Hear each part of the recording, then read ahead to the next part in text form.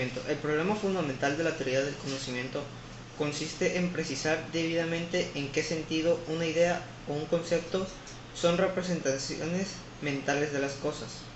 Los sistemas clásicos al respecto son el realismo y el antirrealismo en sus formas.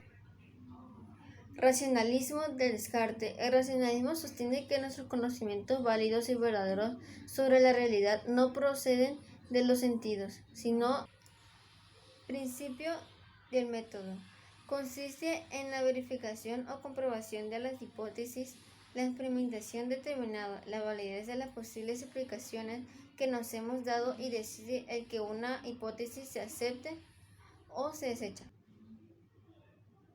El empirismo. El empirismo es una teoría filosófica que enfatiza el papel de la experiencia ligado a la percepción sensorial en la formación del conocimiento.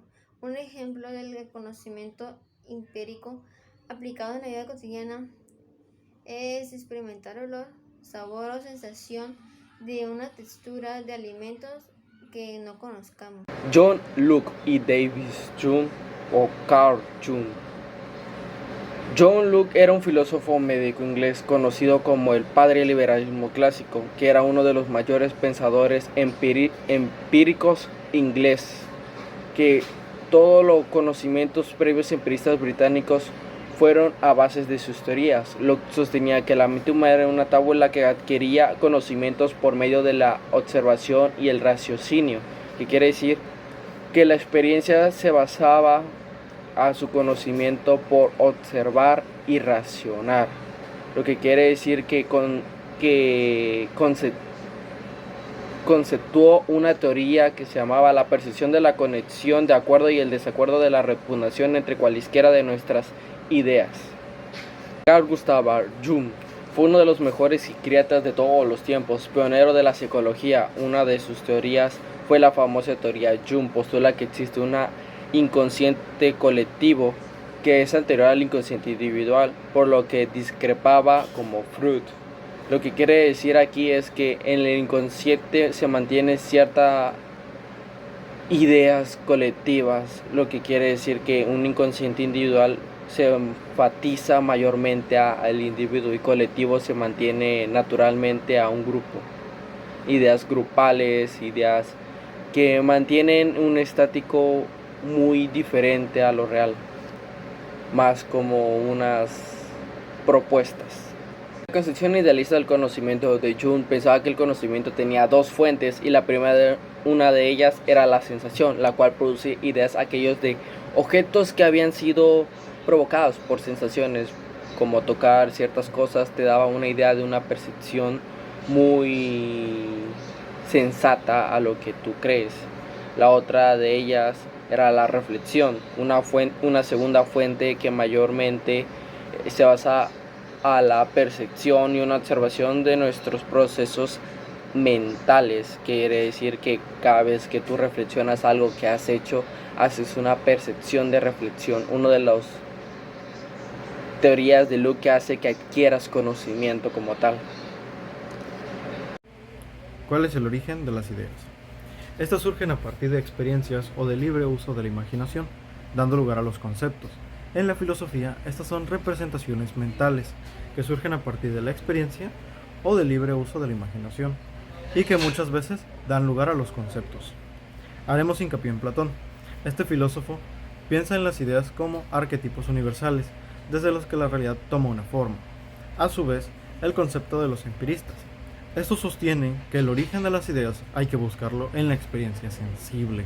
Otro concepto de su posible origen, según Locke, va más enfocado a la sensación, ya que esta es la principal fuente de las ideas. Los sentidos transmiten a la mente, dando distintas percepciones, según el modo en que los objetos les afectan, colores, olores, movimientos, figuras, produciendo en ella las ideas correspondientes. Jung fue un pionero de la psicología profunda, uno de los más leídos en el siglo XX. Su abordaje teórico y clínico enfatizó la conexión funcional entre la estructura psique y uno de los productos, es decir, manifestaciones culturales. La teoría de los arquetipos fue uno de sus contenidos de inconscientes colectivos que son los llamados arquetipos.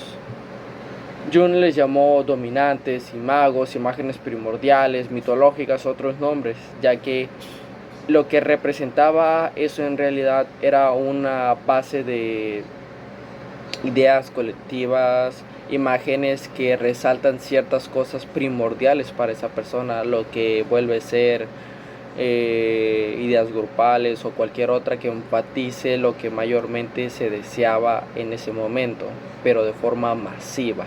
Es el criticismo. El criticismo es la doctrina sistemáticamente epistemológica desarrollada por el filósofo Immanuel Kant, que pretende establecer los límites del conocimiento a través de una investigación sistemática de las condiciones de posibilidad del pensamiento. El siguiente es idealismo alemán. El idealismo alemán es una escuela filosófica que se desarrolló en Alemania a finales del siglo XVIII y comienzos del siglo XIX. El idealismo alemán distingue el fenómeno es el objeto en tanto que es conocido, el noumeno es el objeto tal como sería en sí mismo. El siguiente es Kant-Gödel, los juicios sintéticos a priori.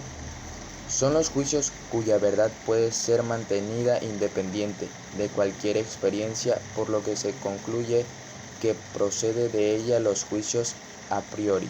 Son de carácter necesario y universal en un sentido escrito, es decir, poseen una validez universal y necesaria. Vamos con el siguiente y último, aporia. Es un término que sirve para señalar una contradicción insoluble que se encuentra en cualquier razonamiento. De ejemplo de aporias pueden servir los sofismas del filósofo griego antiguo Zenón, que trataba de demostrar que el movimiento no existía.